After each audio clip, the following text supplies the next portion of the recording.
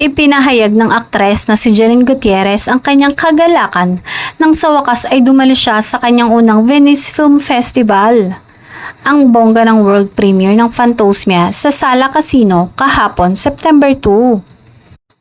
Sa mga nagtatanong, hindi po entry o in competition ang pelikula ni Janine Gutierrez at Ronnie Lazaro na idinirect ni Love Diaz. Nakailang screenings lang ito. Pero para nga kay Janine, dream come true ito. Pangarap daw talaga niyang makapunta ng Venice Film Festival. Puno ang screening ng Phantosmia at karamihan ay foreigners ang mga nanood. Pero may mga Pinoy rin naman na nagpunta. Kahapon nga ay nagpost ang aktres sa kanyang Instagram account ng ilang kaganapan na naganap sa world premiere ng palabas.